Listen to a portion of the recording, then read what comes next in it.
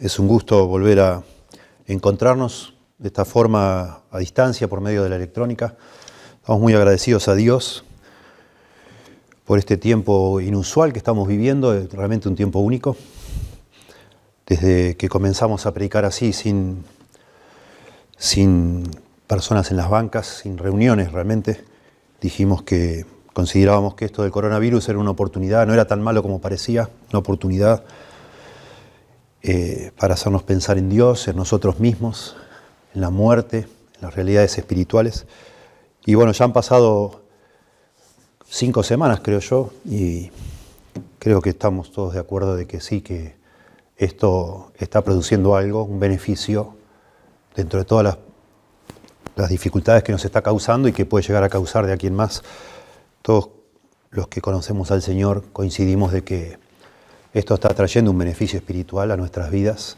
Aquí en nuestra iglesia en Lobos estamos teniendo un tiempo hermoso como iglesia que somos, teniendo devocionales diarios, comunicándonos por medio de las redes, orando unos por otros, bueno, bendiciéndonos. También estamos ya como iglesia procurando atender las necesidades que van surgiendo y bueno, también una oportunidad para amarnos, por supuesto. Yo personalmente, ustedes lo verán, los que siguen nuestro ministerio, que hemos como de alguna manera detenido nuestra serie en 2 Corintios, personalmente decía, yo estas semanas me he querido, mientras preparaba sermones, orando en la semana, buscando, meditando, preparaba sermones pensando en los que no conocen al Señor, o en los que creen que lo conocen y en realidad no lo conocen. De nuevo, tomando ocasión de toda esta oportunidad que nos regala Dios antes de morir, hacernos pensar en la muerte, que es algo que necesitamos y es tan necesario. Y bueno, entonces decía, he tratado de predicar sermones todas las semanas pasadas pensando en los incrédulos, o en los que dudan de Dios, o en los que se están engañando a sí mismos. A propósito, entre paréntesis, la semana pasada hablando del temor de la muerte, después de haber dicho que todos de alguna manera tenemos temor a la muerte y enumerar 9 formas en las cuales tememos a la muerte, yo dije que si alguno de los que estaba escuchando tenía miedo a la muerte, probablemente no sea un cristiano. Y después, pensando lo que dije, también pienso que me faltó precisión. Lo que yo quiero decir es que si alguno de los que escuchó ese sermón, o lo escuche, tiene miedo a lo que va a pasar después de la muerte, en el sentido de que no sabe si va a ser salvo o no salvo, o sea, tiene terror a perderse, a no ser perdonado, a no ser aceptado por Dios. Entonces sí, es posible que usted no sea un creyente. Pero a lo mejor sí, usted es un creyente y tiene miedo al sufrimiento, tiene miedo a la separación de su familia, a la vergüenza, todas esas cosas que dijimos, la humillación, etcétera, que son otras formas de miedo, pero también, solo para subrayar, está dicho en el sermón, pero Dios no nos dejará ser probados o tentados más de lo que podemos resistir, sino que dará juntamente con la tentación o la prueba la salida para que podamos soportar. Y esa es nuestra esperanza. Por eso dijimos que Dios nos promete hallar gracia para el oportuno socorro. Cuando nos llegue el momento de morir, el Señor se ocupará de sostenernos, de fortalecernos a nosotros, a nuestros seres queridos que aman al Señor, y también, ¿por qué no?, a usarnos. Y esa es nuestra gran oración, me imagino la suya también, que el día que a uno le toque morir, como sea que eso suceda, Dios lo use para quizás como un mensaje final todavía para los que durante toda nuestra vida hemos orado que Dios los toque y no hemos visto ese fruto. Así que bueno, esa es nuestra esperanza, que el Señor siempre se va a glorificar en nosotros, sea en vida o en muerte, y debemos confiar en Él. Bueno, dicho todo esto, yo quiero decirles que hace tiempo estoy pensando, bueno, uno va semana a semana pensando y estoy tratando de, los pastores todos somos iguales, tratando de tomar el pulso a las personas, lo que está pasando. Y sí está, en muchos casos, de una manera no sana, personas están pensando demasiado en esto del coronavirus, esto de la enfermedad, de la posibilidad de la muerte.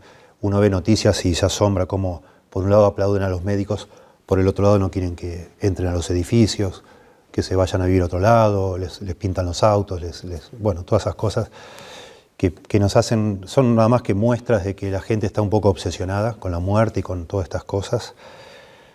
Y yo, de nuevo, en mi corazón, lo que yo deseaba para predicar hoy, lo que deseo es ayudarles a ustedes, y lo mismo para mí, ¿no? A sacar la vista de nosotros mismos, sacar la vista de nuestro corazón, de nuestras circunstancias, de nuestros temores, y poner la vista en Dios.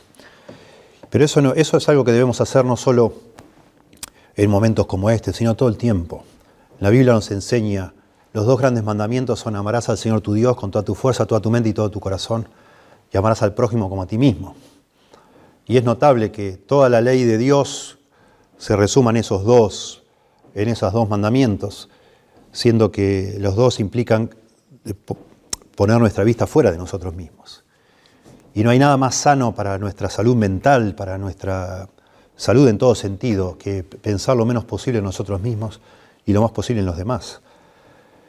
Y yo siempre digo que, más allá de que es sano, también es digno que así sea. Nuestra vida tiene que tener un valor más grande que nosotros mismos. Y pensaba que nosotros en estos momentos podemos ceder a la tentación de enfocarnos demasiado en nuestra familia, en nosotros, ahora en el aspecto financiero, económico, que por lo visto va a ser también algo, un efecto colateral de todo esto que va a ser duro, sin duda. Pero entonces mi desafío en este sermón de hoy es que nosotros, con la ayuda del Señor, pensemos en Dios, en nuestro Dios, que Dios es el Rey y que Él tiene un reino eterno, y nosotros, los hijos de Dios, hemos sido llamados a ser parte de ese reino, a vivir para este Rey y a vivir para este reino. Y eso tiene el poder, enfocar nuestra vida en Dios y en su reino tiene el poder de hacer que nuestra vida cobre un valor asombroso y de encender nuestro corazón, de motivarnos, de inflamarnos con una motivación santa, una ambición santa, de que el nombre de Dios sea engrandecido a través nuestro, que el nombre de Dios sea conocido en todos lados, a través mío individualmente y a través de la iglesia como un colectivo, siendo como somos la familia del pueblo de Dios. Y bueno, preparando entonces un sermón sobre esto, para mí uno de los pasajes más hermosos de la Biblia que nos habla de esta motivación, esta visión que tiene la capacidad de cautivar y hacer de nosotros personas valiosas y útiles.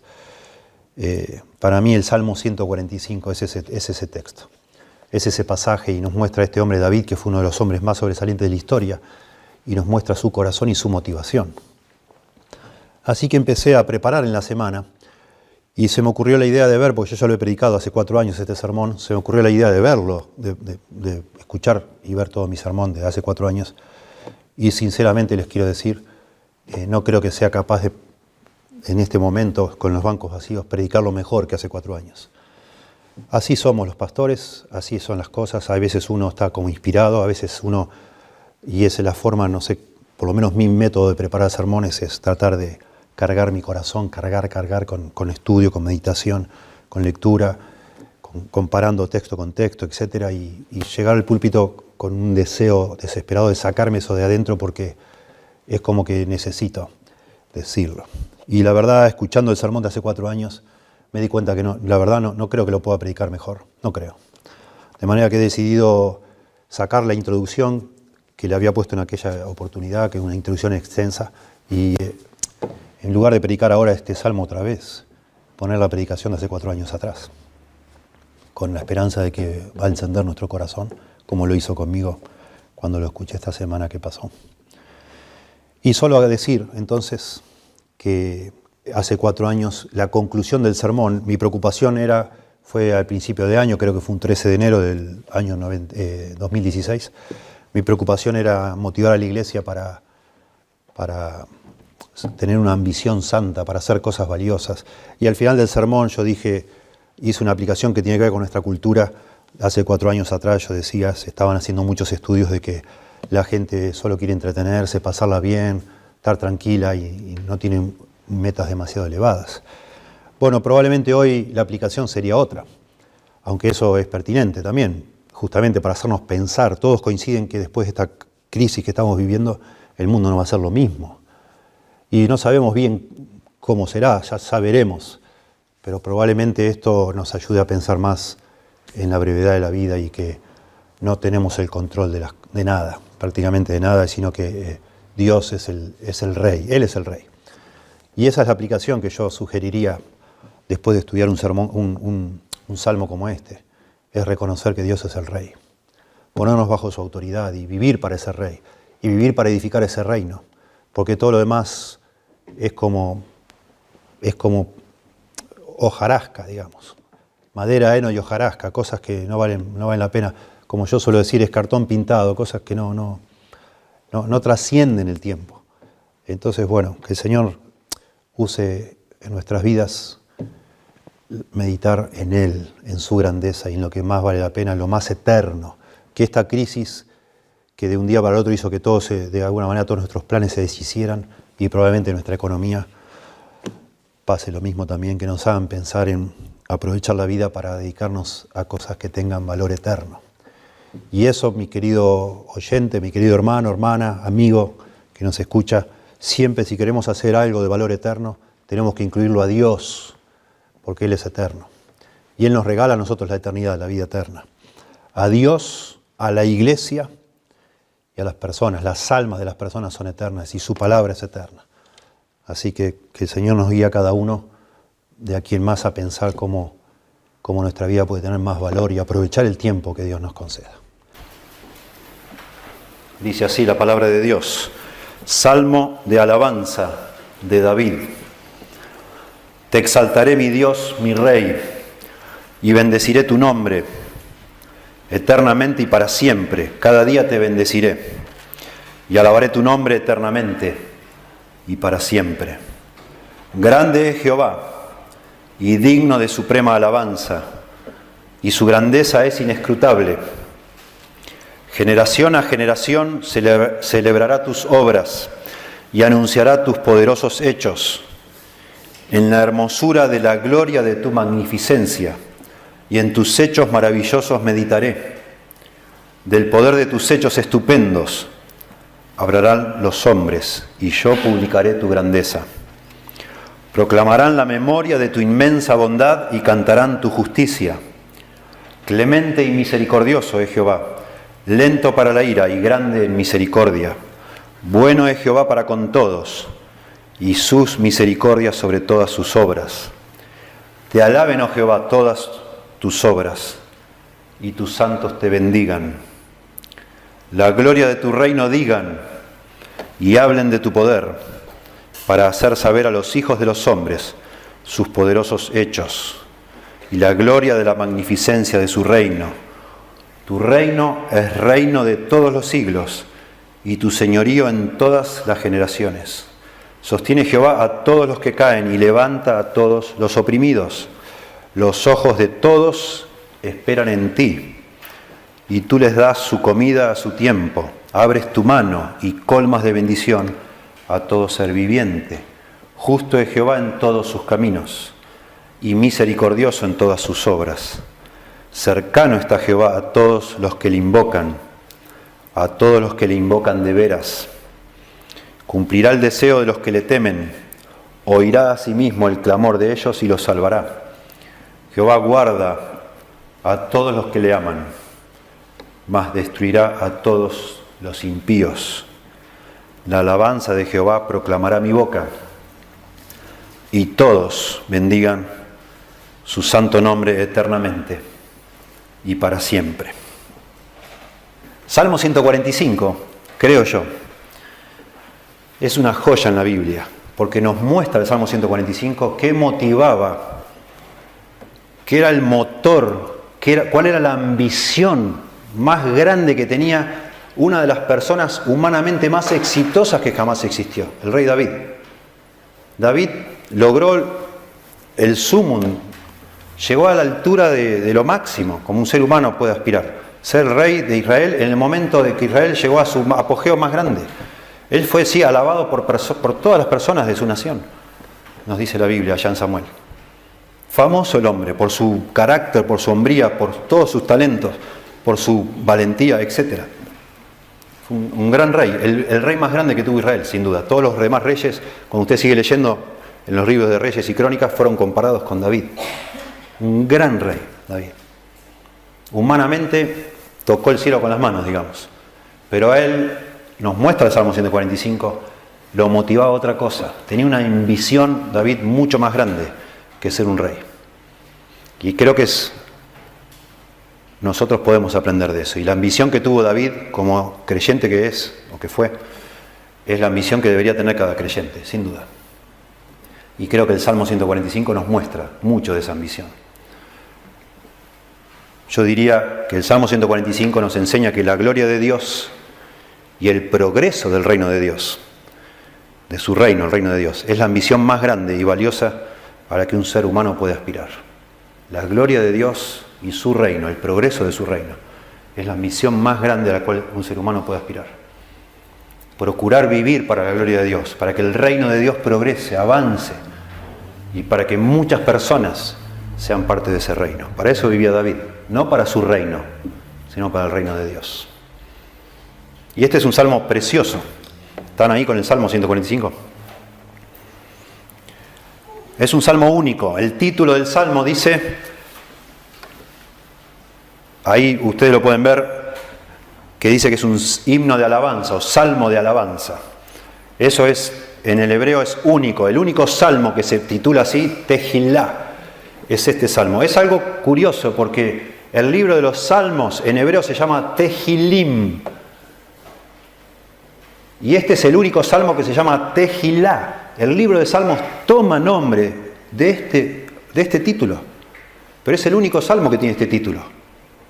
Salmo de alabanza. Salmo de David. Por supuesto que hay otros salmos de alabanza, pero ninguno, sabemos que son salmos de alabanza porque el tema del salmo es la alabanza. Pasa eso con los últimos 6 salmos del Salterio, son todos salmos de alabanza. Pero el único que se titula así es este salmo. Y es un himno, podríamos decir que es un himno. Técnicamente esto es un himno, clarísimo. Es un himno de alabanza, pero es curioso también porque está lleno de imperativos este himno, de órdenes. Esas órdenes son llamados que hace el salmista David para que otras personas se sumen a él, a adorar a Dios, a alabar a Dios. Por eso hay imperativos. Alterna este himno esos llamados a adorar a Dios con el fundamento, las razones por las cuales Dios debe ser adorado. Y parece, cuando uno lo lee así superficialmente, parece que habla de un montón de cosas, pero no. Todo el Salmo tiene una unidad. Hay un tema único acá, y ese tema es el reino de Dios. Por eso empieza diciendo, mi Dios el Rey. Te exaltaré, mi Dios, mi Rey, dice nuestro idioma, pero es, te exaltaré, mi Dios el Rey. Eso es lo que dice, comenzando el Salmo. Y ese es el tema del Salmo, clarísimo. Dice un escritor, como himno de alabanza a Dios, este Salmo se destaca como probablemente el más hermoso en el Salterio entero. Aquello que debe atraernos más y lo que más debemos esforzarnos por comprender es el intento afanado de su autor por describir la gloria de Dios. Interesante. Es muy importante entender el lugar que ocupa este salmo dentro del libro de Salmos. Hay 150 salmos, este es el 145, y es el comienzo de la conclusión del libro de Salmos.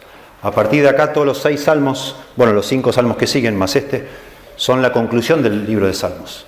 Y todos los salmos que siguen hablan de alabanza a Dios. En total, desde el Salmo 145 hasta el final, la palabra alabanza aparece 46 veces.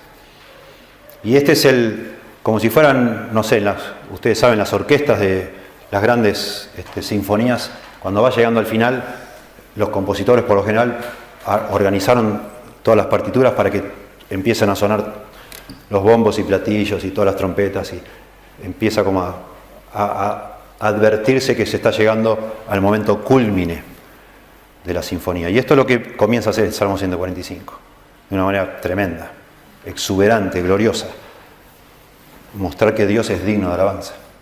Y después sigue el resto. Los demás himnos son himnos de alabanza, pero ninguno es tan exuberante y asombroso como es este. Este marca el tono de lo que sigue. Asombroso, precioso. Los judíos fueron impactados por este salmo, muy impactados. De tal manera que ellos decían, los judíos, que una persona debía recitar este salmo 3 veces al día. Y así lo hacían los judíos religiosos. Recitaban el Salmo 145 3 veces al día. 2 veces a la mañana y 1 a la tarde. Y ellos creían que una persona que cada día sin fallar recitaba supersticiosamente, ¿no?, este Salmo 3 veces al día, se aseguraba un lugar en el reino futuro de Dios. ¿Por qué eligieron este y no otro? Porque este Salmo sobresale por la majestad, por las cosas que dice y cómo las dice, claramente. El Salmo en el idioma original es un acróstico, es un asunto técnico, pero que es interesante. Significa que cada versículo, cada frase, cada estrofa, comienza con una letra del alfabeto hebreo, en el orden que está en el alfabeto, ¿sí? Desde la A a la Z, digamos así. En el hebreo es Aleph hasta el Tao, de Aleph a Tao. Cada versículo empieza con una letra hebrea y por alguna razón que no nos podemos explicar, falta una letra, la letra Nun, la N nuestra sería, falta. No sabemos qué pasó. Se le pifió una letra a David, no sabemos. Pero es muy interesante cuando uno se pregunta, ¿y por qué usan esta forma de acróstico? Bueno, en algunos salmos se usa esto para que sea fácil de memorizar. A lo mejor David quería que se memorice. Bueno, la explicación puede ser otra. Puede ser que David está expresando, y eso a veces se quería expresar organizando así las cosas, que no le alcanzaba el abecedario, el alfabeto para describir a Dios. No alcanza. Y al hacer como desde la A a la Z es como que está diciendo, si usara todas las palabras, no las puede usar. Nadie puede usar todas las palabras que existen para describir a Dios. Pero entonces de una manera simbólica uso de la A a la Z como diciendo, Dios, aún si usara todas las palabras no puedo describir lo que es Dios. Se me escapa, es enorme, es grandioso, tremendo. Eso es lo que puede ser. Precioso. Y eso es lo que parece, porque si usted mira el contenido del Salmo, es como que David se queda corto, como que se tropieza con las palabras y empieza a juntar adjetivos y descripciones asombrosas de Dios y no le alcanza. Eso es lo que parece. Ahora lo vamos a ver. También, si usted observa bien, el Salmo demuestra una cierta progresión. Note usted que comienza el Salmo diciendo, versículo 1, te exaltaré mi Dios, mi Rey, y bendeciré tu nombre. Eternamente y para siempre, cada día te bendeciré. Y noten cómo termina el Salmo, al final de todo, verso 21. La alabanza de Jehová proclamará mi boca, David, otra vez, pero termina diciendo, y todos bendigan tu santo nombre, eternamente y para siempre. La misma frase, eternamente y para siempre, relacionado con el nombre de Dios. Empieza diciendo que David quiere bendecir el nombre de Dios eternamente y para siempre, y termina el Salmo diciendo que todas las personas bendigan a Dios eternamente y para siempre. Todos, toda carne en el original. Empieza con David solito y termina invitando a todos los seres humanos a que hagan lo mismo que David, como una progresión. ¿Sí? El tema del Salmo, como dije, está en la primera línea. Te exaltaré mi Dios, el Rey, dice el original. El Rey. Interesante porque David era el Rey, pero David reconoce que en realidad encima de él hay otro Rey, que es Dios. Te exaltaré mi Dios, el Rey. Hay otros salmos, varios salmos que dicen mi Dios, mi Rey, mi Dios, mi Rey, mi Dios, mi Rey, escritos por David también. Salmo 5, verso 2 dice mi Dios, mi Rey. Salmo 84, verso 3, mi Dios, mi Rey. Pero solamente aquí, en todo el libro de Salmos, dice mi Dios, el Rey, el Rey. Y ese es el tema del Salmo. El tema del Salmo es que Dios es el Rey, es el reino de Dios, es el reino de Dios. Ustedes notarán, si lo hicimos el miércoles pasado acá, usando proyectando una imagen en la pared y viendo el texto de este salmo, estuvimos analizando el miércoles todos juntos los que estábamos. Ustedes notarán, si empiezan a mirar palabras que se repiten, como que hay segmentos que tratan de ciertas cosas. Por ejemplo, fíjense ustedes, verso 3 dice, grande es Jehová y digno de suprema alabanza y su grandeza es inescrutable. Y empieza a hablar de la grandeza de Dios. Verso 4, generación a generación celebrará tus obras y anunciará tus poderosos hechos. Verso 5, en la hermosura de la gloria de tu magnificencia y en tus hechos maravillosos meditaré, del poder de tus hechos estupendos hablarán los hombres y yo publicaré tu grandeza. Noten, grandeza, grandeza, grandeza, poder, magnificencia, estupendo, etc. Toda esta parte del verso 3 al 6 habla de la grandeza de Dios, del poder de Dios.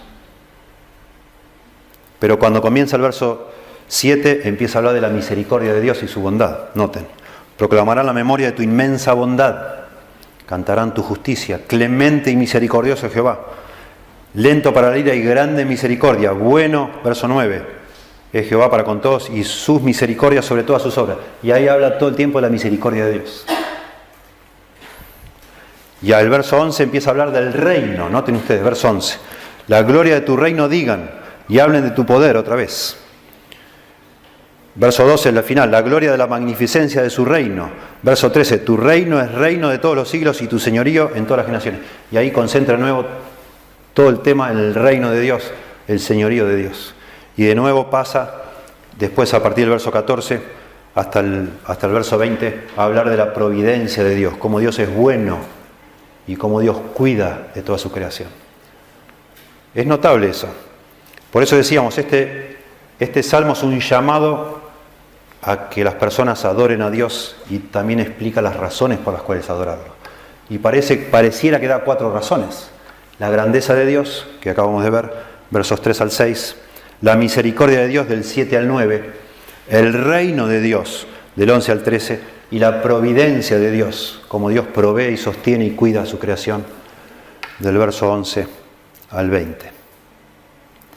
Sin embargo, cuando empezamos a investigar lo que significaba para los antiguos el concepto de un reino, un rey, sea humano o sea divino, sea Dios o sea un hombre, lo que les importaba a ellos de un rey era 2 cosas. Que el rey fuera poderoso para defenderles, que el reino sea fuerte, poderoso, inexpugnable, y también que el rey sea compasivo para cuidar de sus súbditos, que les provea de lo que necesitaban. Y si nos ponemos a mirar estos 4 temas, que parece que son temas distintos, en realidad todo gira alrededor del reino de Dios. La grandeza es la grandeza del rey. La misericordia es la misericordia del rey, que protege, que no es un dictador, que solo tiene poder, sino que los habitantes de su reino son cuidados y bendecidos y protegidos por su rey. Y cuando vuelve a la carga, después de nuevo con el reino y su señorío, de nuevo habla del poder del rey y de nuevo habla de la providencia del rey, de cómo el rey sustenta a todas las personas que están en su reino. Por eso es clarísimo que todo el Salmo, desde que empieza hasta que termina, gira alrededor del tema del reino de Dios. Y por supuesto del rey, de ese reino que es Dios. Esa era la visión que conmovía a David. David vivía motivado, pensando que él era parte de un reino mayor que su propio reino. Que su vida y su esfuerzo no era construir el reino de David, sino el reino de Dios. A eso le importaba a David. Y ese es el motivo por el cual él llama a la gente a adorar a Dios. Por su reino. Precioso, maravilloso. Recién cantamos, el primer himno que cantamos, me encanta, al Rey adorado. Me encanta la persona, yo sospecho que el que escribió este himno, el Rey adorado, se inspiró en el Salmo 145. Porque lo mismo demuestra. El himno canta al poder de Dios y a la bondad y misericordia de Dios. Lo mismo que este Salmo. Al Rey adorad, grandioso Señor, la grandeza de Dios. Y con gratitud cantad de su amor. La grandeza, el amor. Anciano de días, el gran defensor, poder otra vez. De gloria vestido le damos loor. Decid de su amor, su gracia cantad, vestido de luz y de majestad. Noten, va alternando gracia y poder, dignidad y amor, etc. Su carro de fuego en las nubes, mirad, poder. Son negras sus huellas en la tempestad. ¿Quién puede tu providencia contar? Dice el himno. Providencia, lo que habla acá. Pues tu aire me das para respirar. En valles y en montes alumbra tu luz y con gran dulzura me cuida Jesús. Muy frágiles son los hombres aquí, lo mismo habla este Salmo, verso 14. Mas por tu bondad confiamos en ti. Tu misericordia, cuán firme, cuán fiel. Creador, Salvador y amigo es Él. Hermoso himno, hermoso, hermoso. Maravilloso. Bueno, déjenme, estoy dentro de mi plan, no voy a meterme demasiado en los detalles del Salmo, solo quiero mostrarles el plan del Salmo y mostrar, vamos a llevándolo con suspenso, mostrar cómo realmente este Salmo muestra la motivación de David, y David fue, así como Pablo, excelente, más allá de sus miserias humanas que lamentablemente conocemos, pero más allá de eso el hombre vivió para la gloria de Dios y dejó una marca. Ese hombre no vivió en vano, no pasó por este mundo desapercibido David, ni Pablo, ni ninguna persona que viva pensando en la gloria de Dios y en el avance del reino de Dios va a pasar desapercibida. Cuenta nuestra vida, dice 1 Corintios 15, 58, que todo lo que hagamos en el Señor, para el Señor, no es en vano, cuenta. Y esa es la verdadera gloria. Miren, déjenme meter este salmo dentro del contexto de todo el libro de Salmos. Hasta hace poco se creía que el libro de Salmos era una colección relativamente caprichosa de salmos, sin un orden, sin un plan específico. Hasta que un hombre, lamentablemente murió, Wilson de apellido, murió en el año 1984, si mal no recuerdo, de cáncer. Hasta que este hombre, investigando, propuso que hay un plan detrás del libro de Salmos. Hay un plan muy bien elaborado. Todo el libro de Salmos, los 150 salmos, están todos coleccionados y ordenados alrededor del reino de Dios. Ese es el plan de los salmos. Por eso el Salmo 1 y 2 son la introducción al libro de Salmos. El Salmo 1 habla de los justos y los malvados, y el Salmo 2 habla del Rey, de Cristo como el Rey. Véalo después en su casa, pero es la introducción al libro de Salmos. El Rey justo, el único que cumple el Salmo 1 fue Jesucristo, y Cristo claramente es el Salmo 2, que se aplica después en el Nuevo Testamento todo el tiempo a la persona de Cristo. Después el libro de Salmos, después que está la introducción, se divide en 5 libros. La colección de 150 salmos está dividida en 5 libros. Del libro 1 son todos salmos que hablan del pacto davídico, el pacto que hizo Dios con David para nombrarle a él rey sobre esta tierra. El libro 2, Salmos 42 al 72, hablan de la continuidad del pacto davídico. El libro 3 de Salmos, de 73 al 89, la esperanza y fracaso de la dinastía davídica. Al morir David, le sigue Salomón y después Roboam, y ya es un desastre. Y toda la esperanza puesta de Israel en los descendientes de David, en la dinastía de David, fracasó, fue un desastre. Decepcionó a todos, no funcionó. Y eso habla el libro de Salmos. El libro 4 del libro de Salmos, Salmos 90 hasta el 106, empieza a hablar de Dios como rey.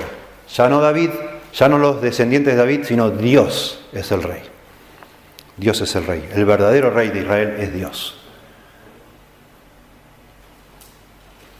Y el último libro, Salmos 107 al 145, hasta este salmo, nos celebran a Jehová como el rey de Israel y el rey de un reino que es más allá que Israel, que abarca toda la humanidad.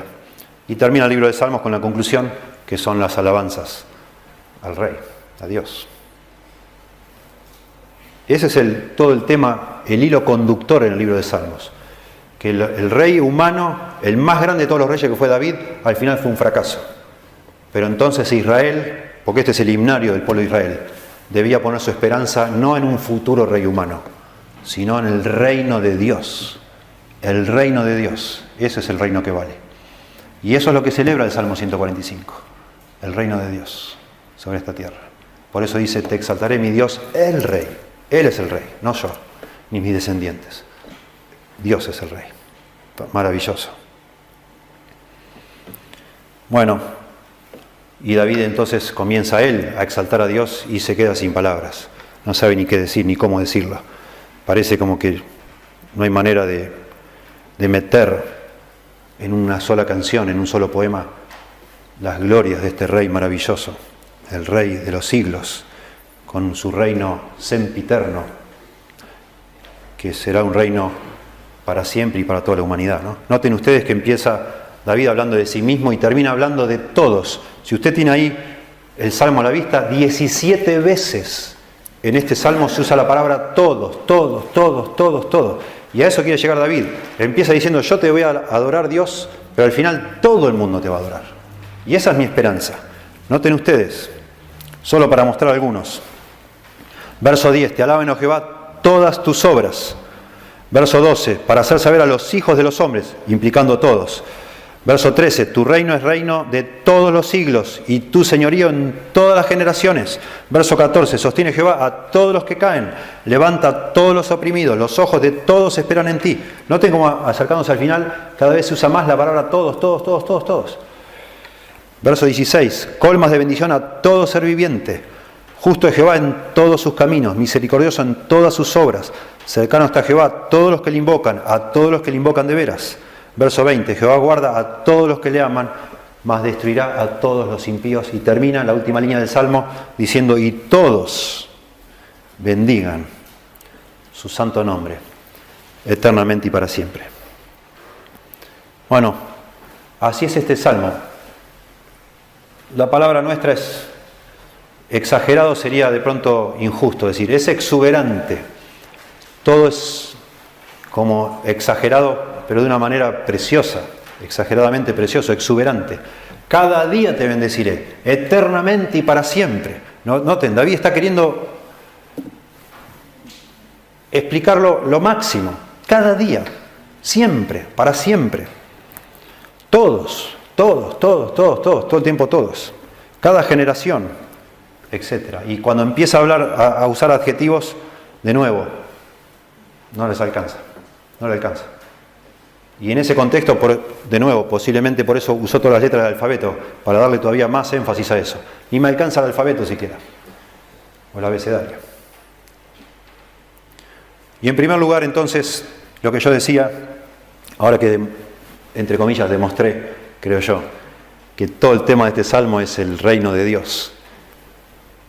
Y que la ambición de David era, lo que le motivaba era justamente la gloria de Dios y el progreso de su reino. Podríamos decir claramente que en este salmo hay 3 momentos, hay 3 divisiones, y yo la anoto por la palabra bendecir. Noten el verso 1, por favor, si tienen la Biblia, dice, te exaltaré, mi Dios, mi Rey, bendeciré tu nombre, cada día te bendeciré. Verso 1 y 2. Noten que el que bendice ahí es David, y ya vimos que el último versículo, los que bendicen a Dios son todos los seres humanos, toda carne. Pero noten que es raro, en el medio del Salmo, dice el verso 10, te alaben, oh Jehová, todas tus obras, y tus santos te bendigan. Y esto es la pista, la gran pista que necesitamos para entender cuál es el plan de David al escribir este Salmo. Comienza diciendo que él va a bendecir a Dios. En la mitad, eso sería el preludio. En la mitad del Salmo se llama interludio, como si fuera una pieza musical. Preludio, yo voy a adorar a Dios, voy a alabar a Dios, voy a bendecir a Dios. Preludio. Interludio, segundo movimiento, si fuera una música. Tus santos, esos son los creyentes, tu pueblo Israel, te va a bendecir también Dios. Y el postludio, el final, la conclusión, el clímax, todos los seres humanos te van a bendecir Dios. Empiezo conmigo, seguimos con el pueblo de Israel y al final de cuentas todos los seres humanos te van a bendecir Dios. Ese es el punto. Y entonces en base a eso yo digo lo siguiente.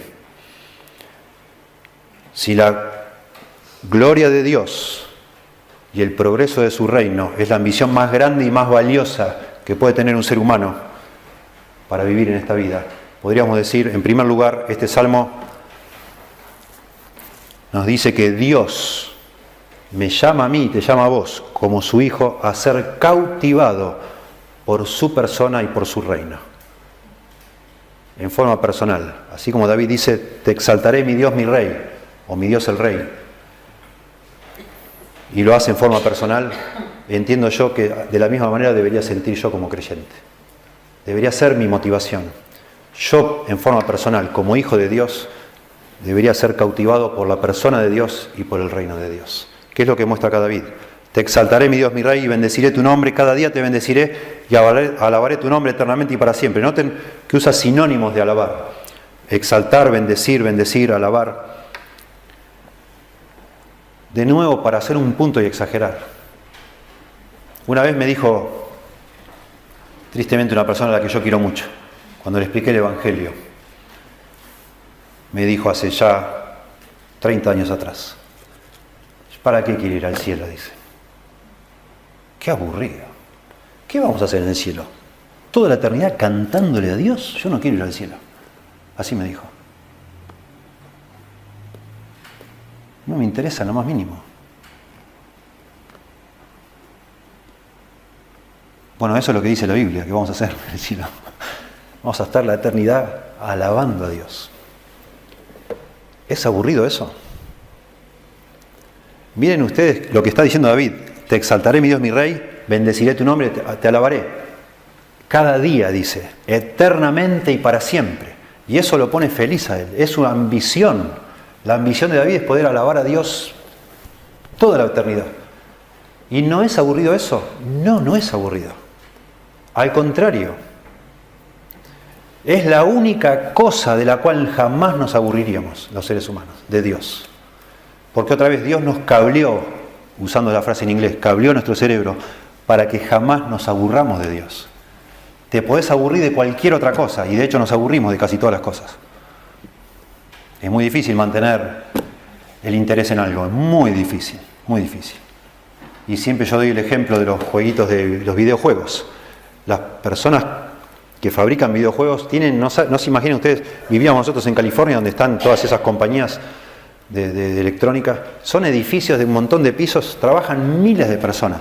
Y usted lo puede ver, si usted consume juegos de video, al final en algún lado están los créditos y no terminan nunca de leer usted la cantidad de gente que trabaja para hacer un juego de esos.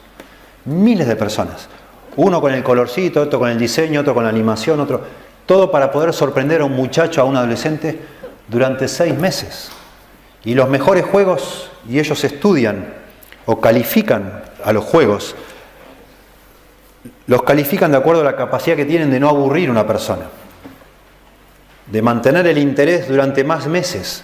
Una persona que es capaz de estar, 6 meses jugando al juego sin dejarlo, sin aburrirse, bueno, es un juegazo. La verdad que hay adolescentes que a veces se lo compran, gastan $60 porque eso es lo que sale, y están 3 días sin comer y sin dormir, jugando al juego, hasta que lo acaban, y ya no les interesa más, o ya llegaron al final. Pero supongamos una persona 6 meses, máximo 6 meses, máximo, en exageración, un pibe está 6 meses y ya está, y ya se aburrió. Y están miles de personas trabajando para eso, y ganan millones de dólares para hacer eso. ¿Cuántas veces vas a ver, ahora están con la Guerra de las Galaxias, cuántas veces vas a ver la película? ¿Cuántas veces la vas a ver hasta que ya la guardes y nunca más la mires? Un plomazo. ¿Cuántos partidos de Messi vas a ver? Llega un momento, los grabalo. ¿Y cuántas veces lo vas a ver de nuevo? 3 veces, 4 veces. Ya te cansó. Y así todas las cosas. Pero Dios no nos va a cansar. No nos puede cansar Dios. Porque nunca vamos a terminar de conocer a Dios. Eso es lo que nos dice la Biblia. Por eso Jesús lo adora al Padre, allá en Juan capítulo 17, verso 3. Y dice, y esta es la vida eterna, que te conozcan a ti, al único Dios verdadero, y a Jesucristo a quien tú has enviado. Esta es la vida eterna. Como diciendo, en esto consiste la vida eterna. No en caminar por calles de oro, ver puertas de perla, estar en un lugar maravilloso, sino en conocer a Dios. Y nunca lo vamos a terminar de conocer. Y David, cautivado por ese pensamiento, se da cuenta que podría estar cada día, eternamente y para siempre, alabando a Dios y nunca se cansaría. Jamás. Jamás. Miren, es lo único digno. Si usted quiere pensar en algo grande por lo cual vivir, no hay nada más grande que Dios. No te podés equivocar si vas a vivir para Dios. No hay nada más grande que Él. Nada. Nada absolutamente nada más digno de dedicar tu vida y tu tiempo a Dios, claramente. El verso 3 podríamos ponerlo entre comillas, es el contenido de la alabanza que David le dice a Dios. Grande es Jehová y digno de suprema alabanza, y su grandeza es inescrutable. Y eso es el concepto que estamos diciendo. Por eso Dios no te puede aburrir nunca, porque es inescrutable. Nunca llegás al fondo, nunca llegás al último nivel, por decir, usando la analogía de los videojuegos. No llegás nunca. No hay forma de llegar a la última pantalla. Es inescrutable. Por eso podemos estar la eternidad conociéndolo a Dios y cada día vas a ver un aspecto nuevo que no conocías. Y lo mismo a mí me va a pasar. Nunca vas a decir, sí, Dios, sí. Ufa, otra vez hay que ir a adorar a Dios. Nadie va a decir eso en la eternidad. Jamás. De ninguna forma. Imposible. Imposible. Precioso. Y David medita en eso y le motiva. De nuevo, no podemos analizar cada frase, cada línea acá, no pienso que no sería el punto, pero ya te das cuenta, generación a generación celebrará tus obras, dice David, anunciará tus poderosos hechos. Dios es tan asombroso, cautiva tanto el corazón de un ser humano, Dios, cuando uno lo conoce, que uno no se puede quedar callado. Querés que otros lo conozcan, querés que otros lo vean, que otros lo entiendan, y anuncias y querés que otros sepan. Y tus hijos querés que sepan de Dios y que lo conozcan, etc. Y vive uno para eso. Claramente, porque vale la pena. Porque es glorioso.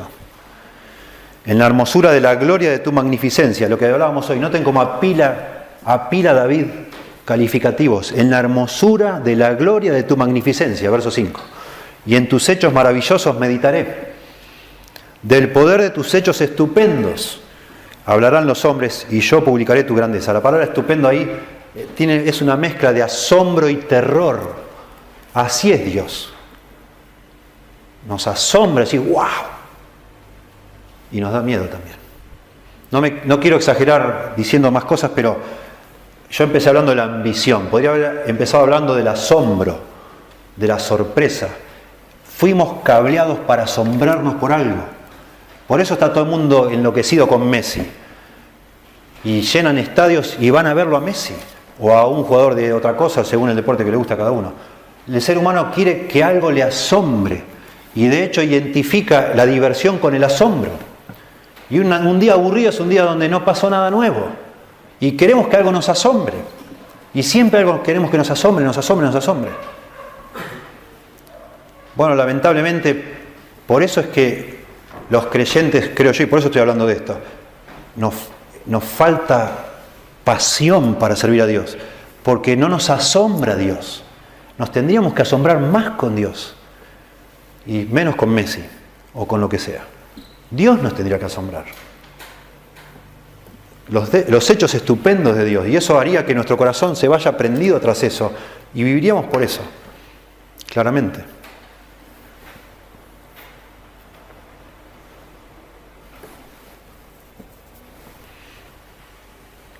Proclamarán, verso 7, la memoria de tu inmensa bondad. Cuando dice la memoria, es interesante, el concepto es la fama de tu inmensa bondad. De nuevo, noten, una persona que ha sido cautivada por la visión de Dios, no se conforma esa persona sola con solo adorar a Dios. Quiere contagiar a otros. Y esa es la dirección que toma este salmo. Empieza con David, pero sigue con el pueblo de Dios y termina con toda la humanidad. Porque cuando una persona está cautivada por la gloria de Dios, no se queda callado. Quiere contagiar a otros, quiere reproducirse y anunciar la fama de Dios, la gloria de Dios, que otros lo conozcan. Y por eso al final termina hablando acá, como mencionamos en el verso 10, ya no David solo, sino ahora también todos sus santos. Verso 10, te alaben, oh Jehová, todas tus obras y tus santos te bendigan. Y eso me lleva al segundo punto. El primer punto dijimos nosotros, Dios me llama como su hijo, y a vos también como su hija o su hijo, a ser cautivado por su persona y su reino. En el segundo lugar, y progresando, Dios nos llama como su pueblo, ya no como su hijo o su hija, sino como su pueblo, que somos nosotros, a ser cautivados por su persona y su reino. Y ese hermoso concepto, que la forma de que mi vida tenga sentido no es solo que yo individualmente, egoístamente o aislado de cualquiera, viva para adorar a Dios y para hacer progresar su reino, sino que Dios me llama a mí y a cada uno de nosotros a unirnos con otros creyentes, en una comunidad, en un cuerpo, y juntos vivir para Dios. Y si yo quiero que mi vida tenga sentido en este mundo, que valga la pena, no lo puedo hacer desconectado de una iglesia local. No lo puedo hacer. El plan de Dios para hoy en día la humanidad es actuar a través de la iglesia local. Cristo murió por su iglesia, la iglesia es la esposa de Cristo. Y todos los planes futuros, si usted conoce la Biblia, giran alrededor de la iglesia. Por eso es muy importante, si realmente cautiva su corazón la idea de vivir para Dios y para la gloria de Dios, es falso si usted lo hace aislado de una iglesia. Usted no está viviendo para Dios. No se puede vivir para Dios desconectado de los otros hijos de Dios. No se puede. Es demasiado místico, demasiado nebuloso eso de vivir para Dios como si fuera un concepto Dios. Yo amo a Dios amándolo a usted. Yo sirvo a Dios sirviéndole a usted. Porque usted es un hijo de Dios, una hija de Dios. Si yo digo que mi vida, la meta de mi vida, mi ambición es la gloria de Dios, no lo puedo hacer si no le hago algo por usted. Si no le sirvo de alguna manera, no le edifico a usted de alguna forma. Porque usted es parte de la familia de Dios. Eso es clarísimo en la Biblia. Para mí el texto, y después usted búsquelo, el más impactante explicando ese concepto es Filipenses 2:20. Cuando Pablo habla de Timoteo dice, y a ninguno tengo del mismo ánimo.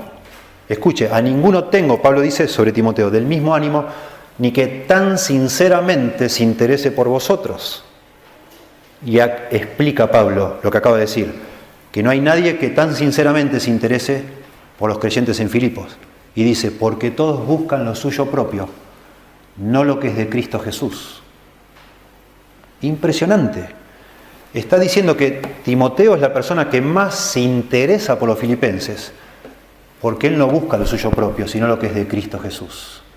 Y ese interés en las cosas de Cristo se traslada en interesarse por los hermanos de Filipos. Bien concreto esto. Si yo quiero vivir para Dios, para la gloria de Dios y para extender su reino, lo puedo hacer aquí y ahora. Si vivo acá y soy miembro de esta iglesia. Si un día se muda a otro lado, busque una iglesia. No se conforme mirando videitos en YouTube. No alcanza eso. Eso es un autoengaño. Si yo no pongo mi tiempo, mi esfuerzo, mis talentos, mi energía, mi pasión al servicio concreto de carne y hueso de personas, yo me creo que estoy viviendo para Dios, pero no vivo para Dios. Solo por escuchar casete en mi casa y cantarle a Dios cuando me levanto. Eso no es vivir para Dios. Claramente que no. Por eso digo, y me gusta cómo este salmo nos va llevando de lo individual a lo colectivo. Pero no se queda ahí tampoco. Sería un engaño para nosotros. Encerrarnos como una secta, como un grupito cerrado, donde todos nos amamos y nos queremos y vamos a comer a la casa de fulano, de mengano y siempre estamos juntitos. No. Otra vez se nos vuelve autorreferencial y se vuelve algo que nos termina cansando también y aburriendo. La razón de yo unirme a usted para juntos ser cautivados por la gloria de Dios y el progreso de su reino, otra vez, es el resto de todas las personas que no conocen a Dios. Y quemamos nuestra vida, nuestro tiempo, nuestro esfuerzo para que otros lo conozcan. Y eso es lo que sigue diciendo este salmo, donde empieza ahora a todo, y empieza a pensar en todos, ya no en Israel solo, no en David solo, no en Israel solo, sino en todos los seres humanos.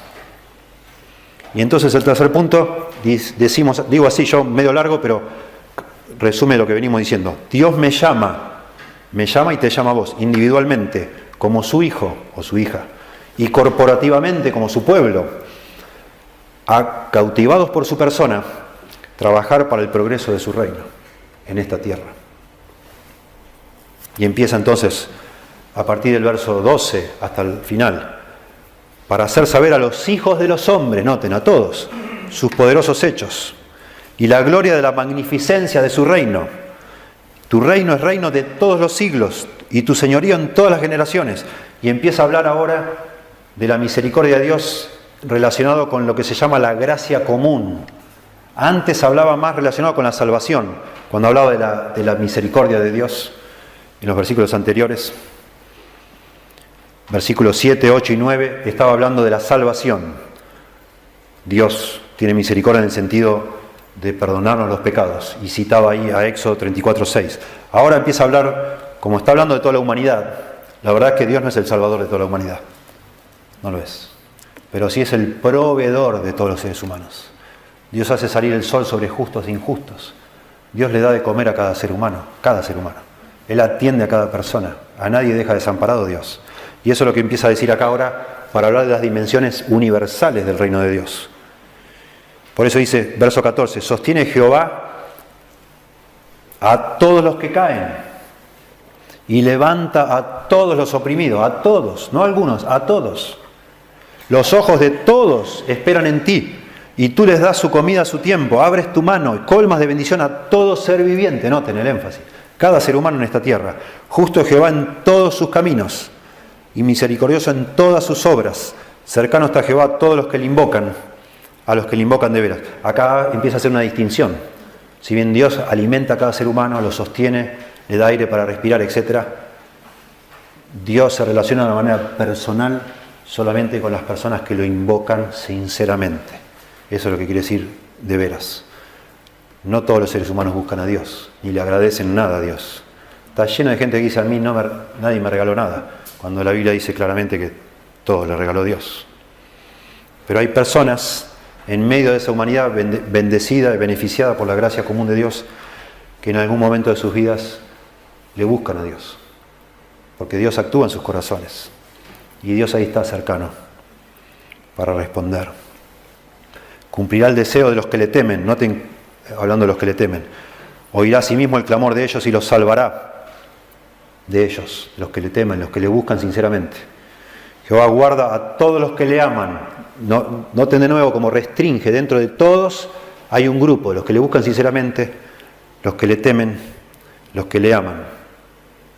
Más destruirá a todos los impíos. Para que nadie se confunda, o sea, hay un reino de Dios que está en progreso y a un día ese reino va a ser sobre toda la humanidad. Pero paralelamente va a haber una multitud de personas perdidas en el castigo eterno. Cuando comienza el reino de Dios sobre esta tierra, nos explica Apocalipsis 19, va a ser después que las personas fueran separadas, los impíos, ¿no? Pero algún día de cada pueblo, de cada tribu y nación, de cada lengua, va a haber un reino en este mundo donde personas de cada nacionalidad van a estar adorando a Dios. Y así termina con esa esperanza, verso 21, la alabanza de Jehová proclamará mi boca, David solo, y todos bendigan su santo nombre eternamente y para siempre. De nuevo,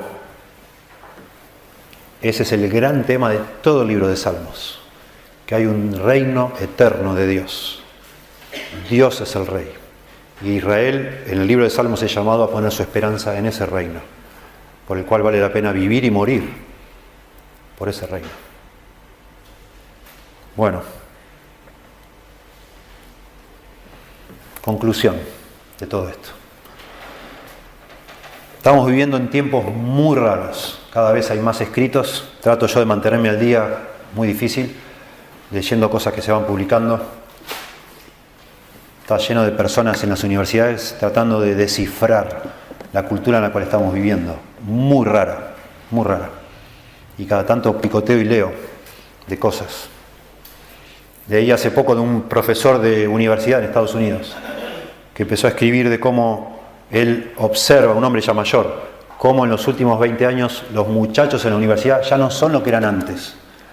Antes los chicos de primer año se involucraban en el centro de estudiantes y tenían proyectos y querían organizar cosas en las vacaciones, se juntaban con otros alumnos y salían a ver si ayudaban a algún grupo de gente pobre o hacían esto o hacían lo otro, hacían proyectos, se involucraban en una causa.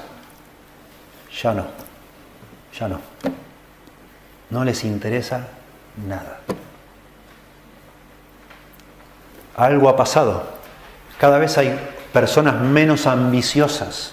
Los hombres y mujeres, cada vez es más difícil movilizarlos para algo.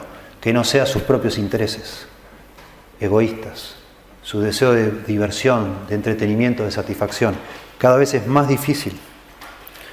Una generación de hombres y mujeres jóvenes que no tienen grandes aspiraciones, no tienen grandes metas en la vida, nada. No hay una visión de lo trascendente. Parece que los engranajes de la ambición se han detenido. Dice un escritor, vivimos en un mundo sin héroes. Muy interesante la descripción, un mundo sin héroes. A nadie ya le interesa ser un héroe. Yo a veces me pregunto si afectará la PlayStation y los deportes a eso, porque crean una sensación falsa. Ganamos, ganamos. Si vos no jugaste, vos no ganaste nada. No, ganamos. Si vos estabas mirando la televisión, vos no ganaste nada. Y entonces uno traslada, parece el héroe, el que está ahí, que se rompió el alma y que pasó como 20 jugadores y metió la pelota, y es el héroe tuyo. Pero vos sentís que lo hizo por vos, como un vicario ahí, ¿no? Así como Cristo murió por mí, parece que, bueno, Messi la metió por mí. Y ahí voy, contento. Y si no, me compro una PlayStation y voy ahí pasando las pantallas y matando y escondiéndome y parece que soy yo el que está ahí adentro. Y termino el jueguito y parece que ya colmé mi cuota de heroísmo. Los maté a todos, qué bueno. No sos un héroe, sos un salame. No hiciste nada. Héroe es el tipo que se levanta a la mañana y se va a laburar aunque no tiene ganas de ir a trabajar. Aunque sabe que van a ir, lo van a tratar mal y le van a pagar una miseria. Y va igual. Y sigue igual adelante porque hay que comprar los pañales. Ese es un héroe. Pero ya los hombres no quieren ser esa clase de héroe. Por eso muchos ni casarse quieren. ¿Estás loco? ¿Qué es eso? Mirá los diarios. Los héroes de hoy están todos mostrando los músculos, todos depilados. Porque se depilan ahora, son más coquetos los hombres que las mujeres. Ahí mostrados en la playa. Esos son los héroes. Tremendo. Algo raro está pasando. Algo raro está pasando. Claramente. Y las personas, no soy yo, no estoy inventando nada. Al contrario, me ayudan a pensar otras personas que están observando este fenómeno. Necesitamos recuperar de alguna forma la pasión para vivir por algo más grande que nosotros mismos. Que nos despertemos y valga la pena aún ser humillado si te toca ser humillado, ganar una miseria si te toca eso, esforzarte a hacer algo que no te gusta hacer, hacerlo igual, porque esta vida no es la única que vivimos. Hay otra después de esta. Y lo que haces en esta vida cuenta para la otra. Y eso debe ser una motivación enorme para nosotros. Para hacer algo más allá de lo normal, más allá de lo que se espera. No puede ser que la misión de la vida de una persona sea estar tranquilo. No puede ser eso. No nos cableó Dios la cabeza para que así sea la vida. Algo está funcionando mal. Estamos de alguna manera estupidizados por la cultura o algo nos está afectando para no actuar como Dios nos hizo que seamos. Y de alguna forma vamos a canalizar ese deseo por algo asombroso en otra cosa que no sea tan asombrosa como Dios. Nos vamos a ir por otro lado, seguramente. Y la ambición en otra cosa la vamos a poner, pero no va a ser algo que valga la pena. Bueno.